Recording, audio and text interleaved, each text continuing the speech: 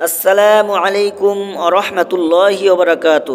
প্রিয় দিনী ভাই ও বোনেরা, সূরা ইখলাস কোন সময় 3 বার 5 বার অথবা 10 বার পাঠ করলে সাথে সাথে ফল পাওয়া যায় এবং মনের সকল আশা আকাঙ্ক্ষা রব্বুল আলামিন পূরণ করে দেন, এ বিষয় নিয়ে আজকে বিস্তারিত কিছু আলোচনা করব ইনশাআল্লাহ। অত্যন্ত এই গুরুত্বপূর্ণ সূরার আমলগুলো জানতে সম্পূর্ণ ভিডিওটি দেখুন। প্রিয় দিনী ভাই ও বোনেরা, সূরা ইখলাস খুবই ছোট সূরা হওয়াতে যারা পবিত্র কোরআন তেলাওয়াত করতে পারে না, এদের মধ্যেও অনেকেই সূরা ইখলাস মুখস্থ করে নিয়েছে। আলহামদুলিল্লাহ, আমাদের মা বোনেরাও অনেকেই সূরাটি মুখস্থ করে ফেলেছেন।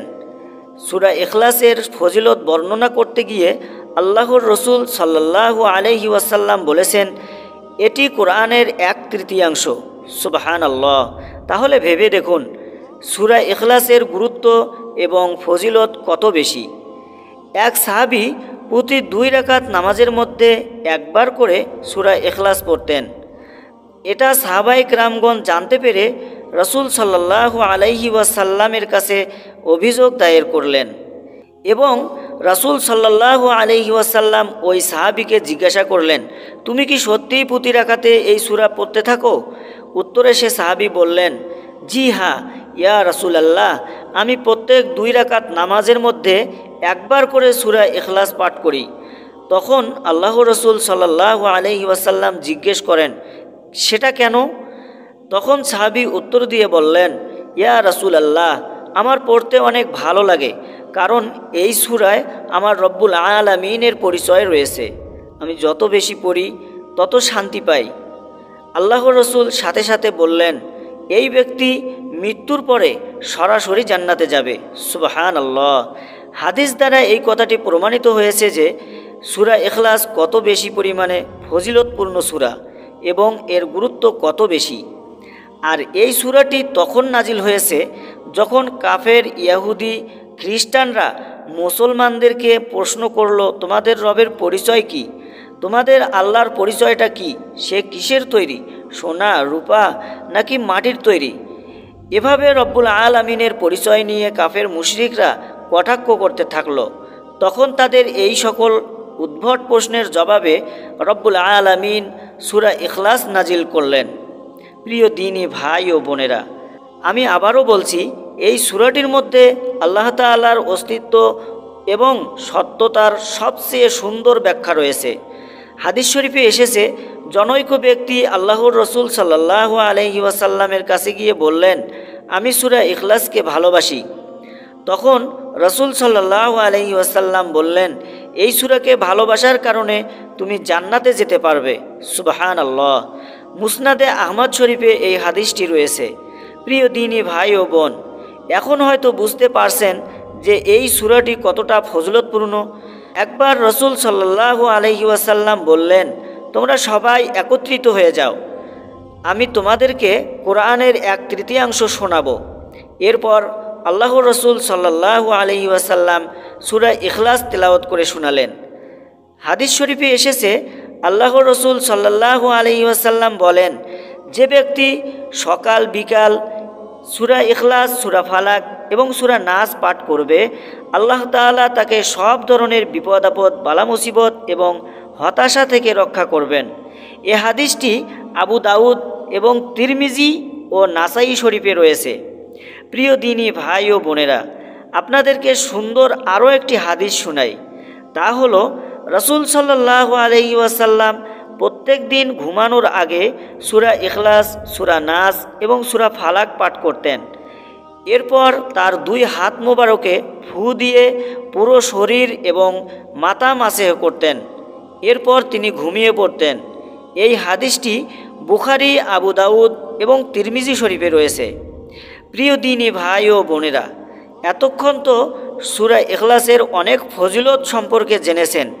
এবার চলুন জেনে নেই সূরা ইখলাস কখন এবং কতবার পাঠ করলে সঙ্গে সঙ্গে মনের সকল আশা আকাঙ্ক্ষা পূরণ হয়ে যাবে এবং সব ধরনের বিপদ আপদ থেকে বেঁচে থাকতে পারবেন।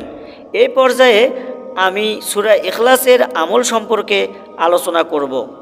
প্রিয় দিনী ভাই ও বোন, এই সূরার আমল করার সবচেয়ে উত্তম সময় হলো শুক্রবার আসরের নামাজের পর থেকে মাগরিবের নামাজের আগ পর্যন্ত এবং এর মাঝখানের সময়।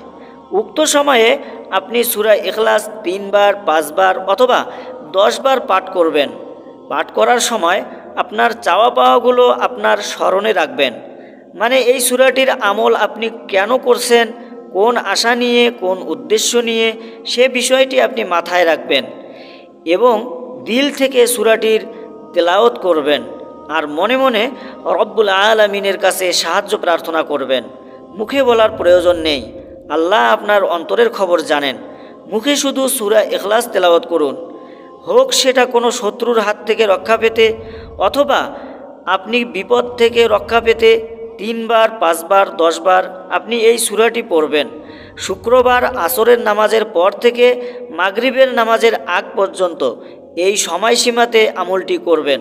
তাহলে ইনশাআল্লাহ আপনি অবশ্যই ফলাফল পাবেন।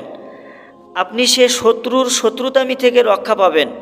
আর যদি আপনি কোনো বালা মুসিবত কিংবা কোনো দুঃখ কষ্ট দূর করার জন্য এই আমলটি করতে চান, তাহলে সে বালা মুসিবত কিংবা দুঃখ কষ্টকে স্মরণ করে তারপর আমলটি করুন।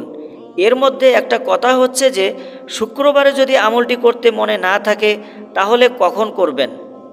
যদি কোনোভাবে শুক্রবার মিস হয়ে যায়, শুক্রবারের কথা মনে না থাকে, তাহলে বৃহস্পতিবার আসরের পর থেকে মাগরিবের আগ পর্যন্ত এই সময়ে আমলটি করবেন। আর যদি আপনার সেদিনও মনে না থাকে, অর্থাৎ বৃহস্পতিবারেও যদি আপনার মনে না থাকে, তাহলে দিনের যে কোনো সময় যখন ইচ্ছা তখন আপনি পুরো সপ্তাহে যে কোনো একটি সময়ে আমলটি করতে পারেন। কিন্তু আমলটি করার আগেই 2 রাকাত নামাজ পড়ে নেবেন। এই নিয়মগুলো মেনে যদি আপনি আমলটি করতে পারেন, ইনশাআল্লাহ আপনার মনের সকল আশা আকাঙ্ক্ষা রব্বুল আলামিন পূরণ করে দিবেন। আমলটি করার সময় খুব ভালোভাবে মনোযোগ দিয়ে আমলটি করবেন। আশা করি আপনি অবশ্যই এর ভালো ফলাফল পাবেন এবং আপনার সেই ইচ্ছা আকাঙ্ক্ষা অবশ্যই আল্লাহ তাআলা পূরণ করে দিবেন।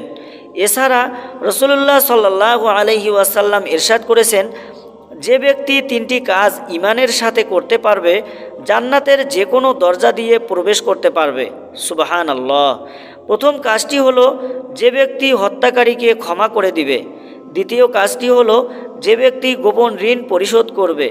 আর তৃতীয় কাজটি হলো যে ব্যক্তি প্রত্যেক ফরজ নামাজের পরে 10 বার সূরা ইখলাস পাঠ করবে। এ 3টি কাজ যে ব্যক্তি করবে সে ব্যক্তি জান্নাতের যে কোনো দরজা দিয়ে প্রবেশ করতে চাইবে, সে দরজা দিয়ে প্রবেশ করতে পারবে। সুবহানাল্লাহ। সুতরাং পুরো ভিডিও জুড়ে আপনি জানতে পারলেন যে সূরা ইখলাসের কত বেশি ফজিলত রয়েছে এবং এজন্যই এ সূরাকে পবিত্র কোরআনের 1/3 বলা হয়েছে। হে আল্লাহ, আমাদের বেশি বেশি সহি আমল করার তৌফিক দান করুন। আমিন। কমেন্ট বক্সে আপনিও আমিন লিখে দিবেন।